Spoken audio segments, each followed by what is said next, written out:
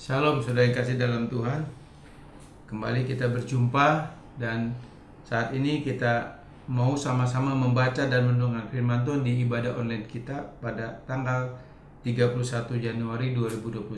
Saudara yang kasih dalam Tuhan, sebelum firman kita baca dan kita renungkan, saya berharap dalam ibadah online ini ketika kita sama-sama duduk diam mendengar firman Tuhan, apakah lewat HP atau lewat TV, biarlah kita boleh duduk dengan sikap ibadah, sikap yang menghormati dan menghargai firman Tuhan,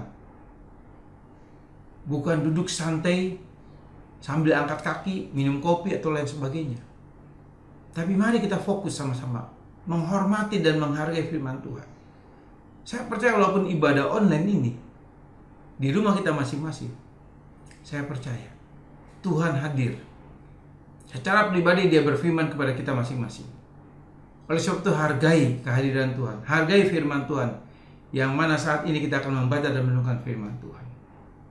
Miliki sikap hormat kepada Tuhan, sebab saat ini kita mendengar firman Tuhan, bukan menonton TV atau bukan menonton satu video di HP, tapi betul-betul saat ini kita dalam suasana ibadah, dan saat ini kita betul-betul membaca dan merenungkan firman Tuhan, dan kita tahu Tuhan hadir dalam perenungan ini, bahkan hadir dimanapun saudara berada. Mari saudara yang kasih dalam Tuhan, kita satukan hati dalam doa. Bapa Surgawi, terima kasih kembali kami boleh datang beribadah kepadamu, dan kami boleh diberi kesempatan untuk membaca dan merenungkan firman-Mu. Kami sadar Bapa, firman-Mu lah yang menjadi kebutuhan utama dalam hidup kami. Firman-Mu lah yang membuat kami mengenal Engkau lebih dekat, lebih intim lagi. Firman-Mu juga lah Bapa yang akan menjadi terang dan pelita bagi jalan hidup kami, yang akan membawa kami ke dalam rencana-rencana-Mu yang penuh damai sejahtera. Bapa, meteraikan setiap firman ini di dalam hati kami masing-masing, sehingga firman ini tertulis di dalam hati kami, terekam di dalam pikiran kami. Mari Roh Kudus, Kau beri hikmat bagi kami, untuk kami boleh mengerti akan firman yang kami baca dan kami renungkan bersama ini. Urapi telinga kami semua ya Roh Kudus, terutama hamba-Mu urapi dengan urapan yang daripada Engkau. Kuduskan, sucikan hamba-Mu saat ini oleh kuasa darah Yesus, sehingga hamba layak menjadi alat yang daripada Engkau. Biar Roh Kudus sendiri menemani perkataan hikmat firman di dalam hati jalur biar hamba ini. Bapa, berfirmanlah. Kami siapkan hati kami, dan kami mau duduk diam mendengar firman-Mu. Di dalam nama Yesus kami berdoa. Amin. Sudah yang kasih dalam Tuhan, kita kembali membaca dan merenungkan firman Tuhan, dan ini masih bagian kedua, karena di minggu yang lalu bagian kedua ini belum selesai dari tema gereja kita di 2021, yaitu jangan berjalan tanpa Yesus Kristus. Jangan berjalan tanpa Yesus Kristus. Nah, sudah yang kasih dalam Tuhan, seperti minggu lalu saya katakan bahwa berjalan bersama Yesus bukan berarti saudara dan saya berjalan dalam kelimpahan. Berjalan bersama Yesus bukan berarti saudara akan menjadi kaya raya.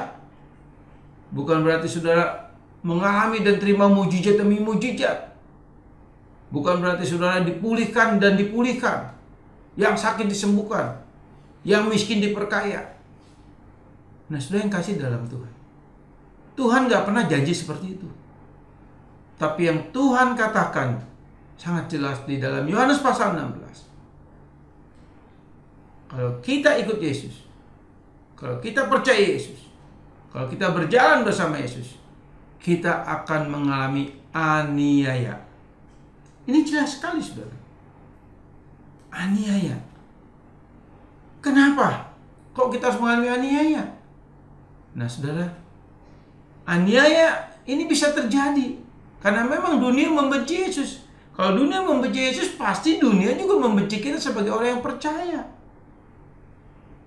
Dan aniaya yang Tuhan izinkan pasti punya tujuan, saudara. Nah, yang seperti saya katakan di minggu yang lalu dalam Lukas 9 ayat 23, bahwa berjalan bersama Yesus artinya kita berjalan proses demi proses. Apanya yang diproses? Kerohanian saudara dan saya diproses, agar semakin hari rohani saudara dan saya semakin bertumbuh. Itu tujuannya, saudara. Nah, saudara, di dalam Lukas 9 ayat 23, inilah syarat utama saudara dan saya berjalan bersama Yesus. Ini syarat yang Tuhan kasih buat saudara dan saya. Tanpa ini saudara dan saya tidak bisa berjalan bersama Yesus. Nah, sebab saudara, mari kita membaca kembali firman Tuhan di dalam Lukas 9 ayat 23. Demikian firman Tuhan. Katanya kepada mereka semua, setiap orang yang mau mengikut aku, ia harus menyangkal dirinya, memikul salibnya setiap hari, dan mengikut aku. Sangat jelas sekali, saudara. Tuhan katakan kalau kita mau mengikut Yesus, kalau kita mau berjalan bersama Yesus, kita harus menyangkal diri kita setiap hari, memikul salib kita setiap hari. Nah, saudara yang kasih dalam Tuhan, seorang yang berjalan bersama Kristus, kerohaniannya pasti bertumbuh. Sekali lagi saya katakan, seorang yang berjalan bersama Kristus, kerohaniannya pasti bertumbuh. Nah, kalau kerohaniannya tidak bertumbuh, berarti dia berjalan bersama Yesus yang mana? Sebab Tuhan Yesus katakan dengan sangat jelas sekali, di akhir zaman akan ada banyak Mesias palsu, yaitu Yesus palsu. Dan itu adanya di mana? Itu adanya pasti di gereja. Itu adanya pasti di komunitas orang Kristen. Nah, saudara yang kasih dalam Tuhan, hal ini harus saudara dan saya mengerti. Kalau selama ini saudara rohaninya tidak pernah bertumbuh, jangan-jangan saudara tidak berjalan bersama Yesus. Karena berjalan bersama Yesus, kerohaniannya pasti bertumbuh. Itu pasti. Karena Lukas 9:23 itu syarat untuk rohani kita bisa bertumbuh. Nah, nanti akan saya jelaskan lagi dengan hubungan ayat yang lain, saudara. Saudara yang kasih dalam Tuhan, kerohanian yang bertumbuh itu akan memperbesar kapasitas jiwa saudara dan saya. Ini perlu saudara tahu. Jiwa itu rumahnya iman. Jiwa itu tempatnya iman. Dan di dalam jiwa itu ada kapasitas, ada wadahnya iman. Nah, wadah iman ini yang ada di dalam jiwa atau kapasitas, ya, saya katakan kapasitas yang ada di dalam jiwa ini, itu tergantung kerohanian saudara dan saya. Kalau rohani saudara dan saya semakin lama semakin bertumbuh, semakin dewasa, kapasitas jiwa saudara itu akan semakin besar. Dan iman yang Allah anugerahkan kepada saudara dan saya itu akan mengisi kapasitas jiwa kita. Semakin kapasitas jiwa besar, semakin iman itu akan memenuhi kapasitas itu. Saya akan berikan ilustrasi, saudara. Contoh, kalau kapasitas jiwa kita misalnya 1000 liter.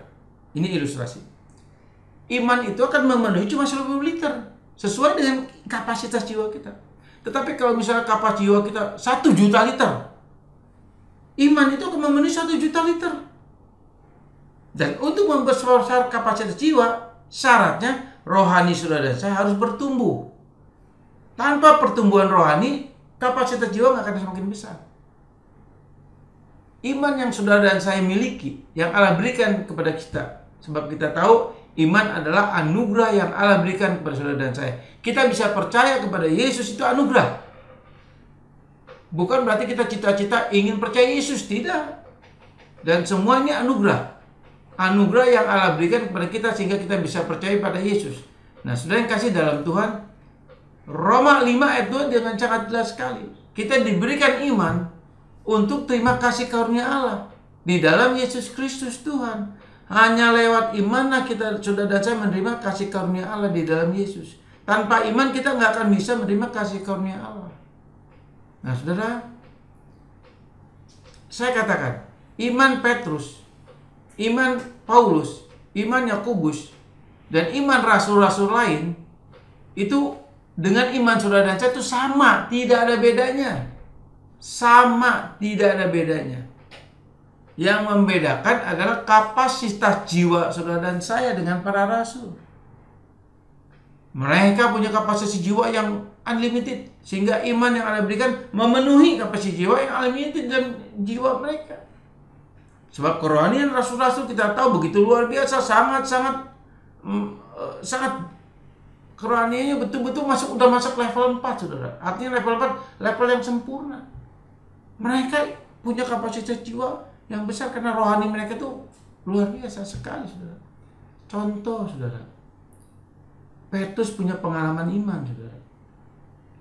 Ketika dia belum terima baptisan roh, ketika dia belum disingkapkan, dibukakan pengertiannya tentang firman Tuhan oleh Tuhan Yesus. Ketika Tuhan Yesus di Taman Getsemani ditangkap, Petrus menyangkal Tuhan berapa? 3 kali. Bahkan Injil Markus menulis selain menyangkal 3 kali, Petrus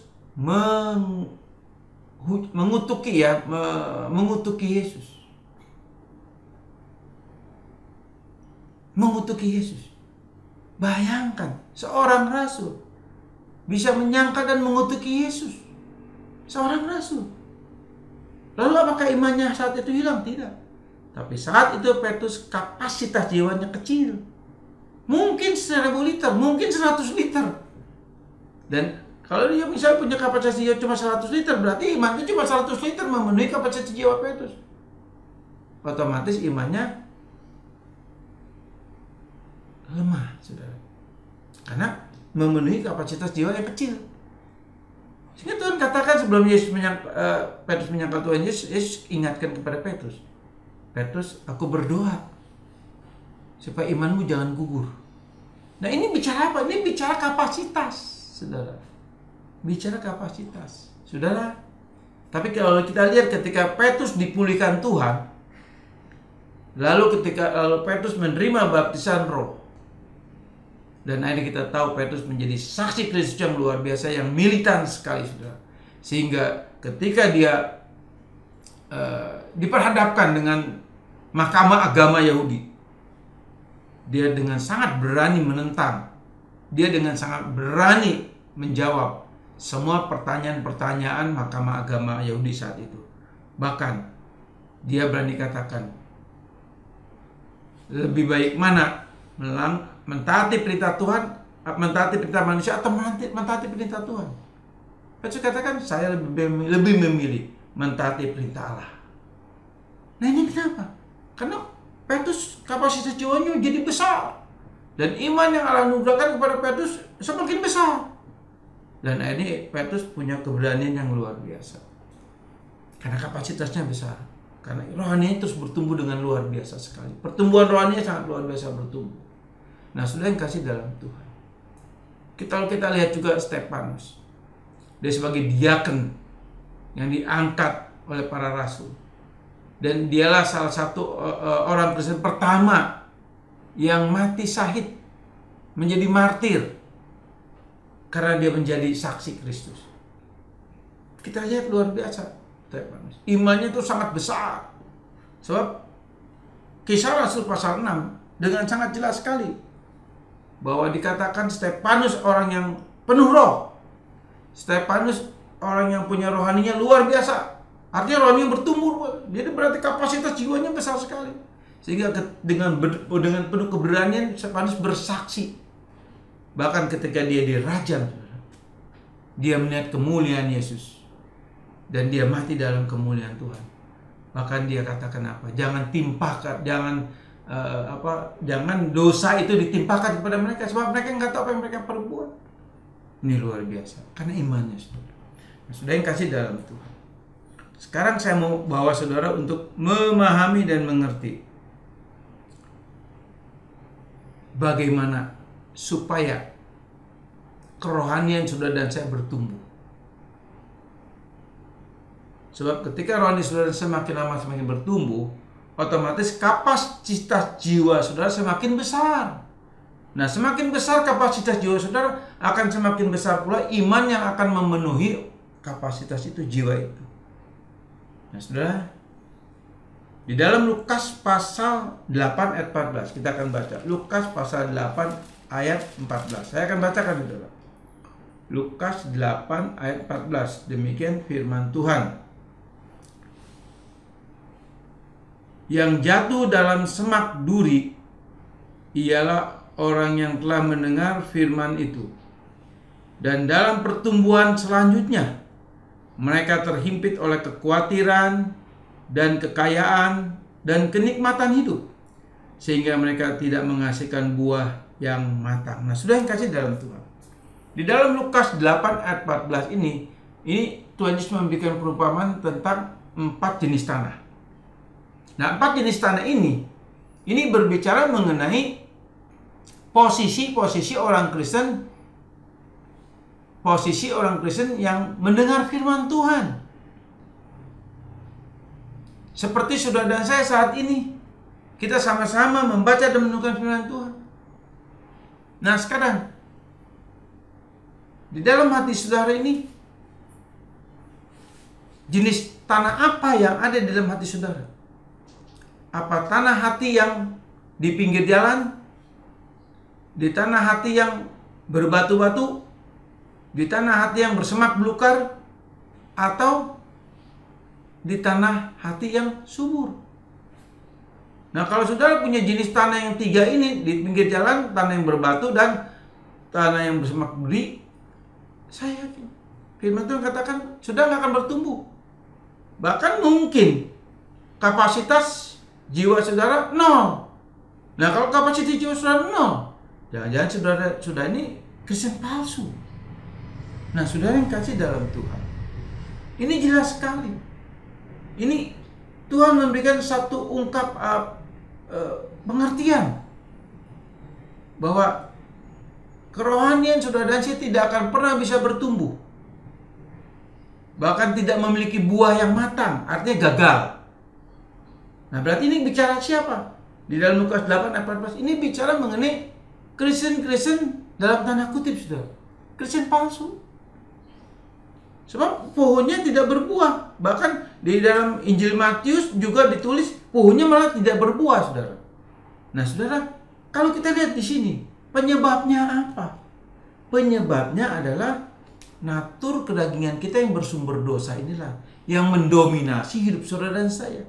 Nah, ketika natur daging ini yang mendominasi hidup saudara dan saya yakin sekalipun sudah membaca firman setiap hari, sekalipun saudara merenungkan firman Tuhan setiap hari, seperti saat ini saudara mendengar firman Tuhan lewat ibadah online, itu tidak akan menjadi berkat buat saudara. Sebab tanah hati saudara ini ada di tanah hati yang jenis bersemak belukar. Jadi ketika firman itu jatuh, tumbuh tapi tidak berbuah, atau berbuah, buahnya gagal, rontok sebelum waktunya. Nah, saudara yang kasih dalam Tuhan, dalam ayat 15 di dalam Lukas 8, firman Tuhan katakan demikian. Yang jatuh di tanah yang baik itu ialah orang yang setelah mendengar firman itu menyimpannya dalam hati yang baik dan mengeluarkan buah dalam ketekunan. Nah, ini tanah hati yang benar. Tanah hati yang tidak ada semak belukar. Di dalam ayat 14, Tuhan memberikan perumpamaan semak duri atau semak belukar. Nah, semak duri ini saudara ya. Sekali lagi, semak duri ini gambaran, Tuhan memberikan gambaran tentang yaitu kekhawatiran, ya, kekayaan, kenikmatan hidup. Digambarkan sebagai semak duri. Ya, kalau boleh saya katakan mungkin ini sejenis benalu, saudara. Kita tahu kalau pohon ada benalunya dan benalu sudah menguasai seluruh pohon itu nggak akan pernah bisa berbuah. Sudah yang kasih dalam Tuhan, Lukas 8 ayat 14 ini peringatan untuk kita berkaca diri. Adakah hati kita ini bersemak duri? Bersemak duri. Nah, semak duri ini sekali gambaran tentang kekhawatiran, kekayaan, dan kenikmatan hidup. Dan semua ini berhubungan dengan kenyamanan daging. Dan ketika kedagingan kita menguasai hidup kita, mendominasi hidup kita, kerohanian tidak akan pernah bisa bertumbuh. Ketika kerohanian kita tidak akan bertumbuh, kapasitas jiwa kita nol. Nah, kalau kapasitas jiwa kita nol, berarti kita sebetulnya tidak beriman kepada Yesus. Nah, kalau kita mengaku berjalan bersama Yesus, dengan Yesus mana sudah berjalan? Sudah yang kasih dalam Tuhan. Memang kita tahu ada banyak sekali orang Kristen yang diberkati, orang Kristen yang kaya raya, banyak sekali. Tetapi pertanyaan saya, kita lihat kerohaniannya. Bagaimana dengan kerohanian orang Kristen yang katanya kaya raya dan sukses? Belum tentu dia Kristen sejati. Walaupun mungkin dia itu seorang hamba Tuhan. Maaf saudara. Walaupun itu dia mungkin pelayan Tuhan. Atau jemaat. Yang mungkin banyak memberi bantuan kepada gereja. Memberikan sumbangan kepada gereja. Belum tentu saudara. Tapi kembali firman Tuhan katakan. Harus ada buahnya. Nah, sudah yang kasih dalam Tuhan. Di dalam Lukas 9 ayat 23. Itulah Tuhan memberikan satu syarat, memberikan jalan keluar. Lukas 9 dan memberikan jalan keluar yang Tuhan berikan supaya hati kita tidak bersemak duri. Ya, Lukas 9 dan 23. Ini cara Tuhan mengajar kita, memberikan hikmat kepada kita, pengetahuan kepada kita agar hati kita tidak ada semak durinya, saudara. Kenapa? Karena kita tahu di dalam Lukas 9 dan 23 itu dikatakan jangan kita harus menyangkal diri kita. Nah, menyangkal diri kita di sini artinya apa, saudara? Tidak mengikuti keinginan daging. Tidak mengikuti keinginan daging. Menolak segala keinginan daging. Menomorsatukan Tuhan lebih dari segalanya. Itu menyangkal diri, saudara. Jadi Tuhan kasih caranya, saudara. Tuhan kasih pengertian buat kita. Untuk supaya natur daging kita tidak mendominasi hidup kita, kita harus menyangkal, menolak segala keinginan-keinginan daging kita yang bersumber dosa. Makanya kita harus menyangkal setiap hari. Tuhan gak katakan kita menyangkal seminggu sekali. Tuhan gak katakan kita menyangkal sebulan sekali. Tidak. Setiap hari kita harus menyangkal diri. Artinya menyangkal, menolak segala bentuk keinginan-keinginan daging yang berdosa. Ini maksudnya, saudara. Kita diingatkan untuk kita menyangkal diri. Dan dikatakan lalu memikul salib kita. Memikul salib kita. Saya pernah singgung di khotbah yang minggu lalu bahwa memikul salib kita artinya kita siap menderita bagi Kristus. Siap menderita apanya? Menderita miskin, bukan ke situ maksudnya, saudara. Artinya kedagingan kita harus menderita bagi Yesus. Menderita bagi firman Tuhan. Saudara, kita jujur. Menjadi pelaku firman yang paling tidak nyaman dalam hidup kita, dalam pribadi kita, adalah kedagingan kita. Kedagingan kita akan menolak, kedagingan kita akan merasa tidak nyaman, kedagingan kita akan berontak ketika kita menjadi pelaku firman, saudara.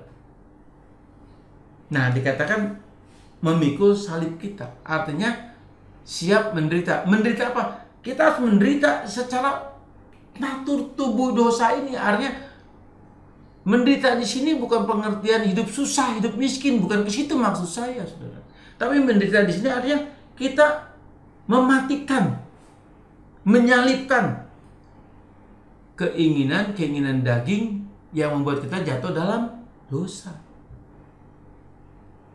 Nah, surat Petrus katakan di dalam pasal 4 ayat 1 dengan sangat jelas sekali. Kita harus punya pikiran Kristus, pikirannya menderita secara badani. Artinya apa? Merenungkan karya Tuhan di atas kayu salib. Merenungkan penderitaan Tuhan di atas kayu salib. Yesus menderita di atas kayu salib selama 9 jam. Selama 6 jam, selama 6 jam. Yesus menderita selama 6 jam di atas kayu salib. Penderitaan yang amat sangat. Tidak ada penderitaan yang seperti Yesus alami di atas kayu salib. 6 jam dia menderita untuk saudara dan saya. Nah, Petrus katakan, pikirkan penderitaan itu. agar kita tidak berbuat dosa lagi. Sebab ketika kita memikirkan bagaimana Yesus menderita di atas kayu salib, berarti kita merenungkan bahwa Yesus begitu menderita buat kita. Berarti jangan sampai kita berbuat dosa lagi. Sebab ketika kita berbuat dosa, berarti kita tidak menghargai, kita tidak menghormati karya Tuhan di atas kayu salib. Pengorbanan Tuhan di atas kayu salib. Maka dia terus katakan, kita harus merenungkan pengorbanan Tuhan di atas kayu salib setiap hari. Sudah bayangin, renungkan betapa Yesus menderitanya. Sehingga ini kita dengan merenungkan itu, akhirnya kita, oh Tuhan, terima kasih, saya mau menjaga hari ini. Besok kita begitu lagi lakukan. Nah saudara, ini cara Tuhan. Untuk apa? Untuk supaya hati saudara dan saya tidak ada semak durinya. Agar keinginan daging kita yang berdosa ini tidak menguasai, mendominasi hidup kita. Ketika kita bisa menyangkal diri kita, ketika kita bisa menyalibkan diri kita setiap hari, maka disitulah rohani saudara dan saya akan terus bertumbuh. Semakin hari semakin bertumbuh. Itu pasti. Ketika rohani saudara semakin bertumbuh, kapasitas jiwa saudara akan semakin besar. Semakin besar kapasitas jiwa saudara, iman yang Anda berikan akan memenuhi kapasitas jiwa itu. Dan ketika iman itu memenuhi kapasitas jiwa kita, dan semakin besar iman memenuhi jiwa kita, disitulah saudara dan saya berjalan kemuliaan demi kemuliaan.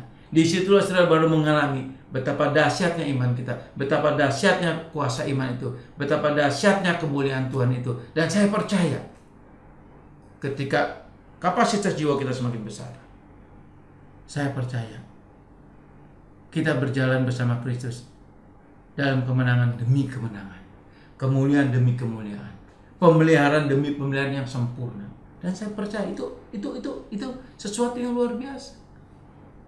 Sudah enggak, dan saya nggak perlu takut, nggak perlu khawatir.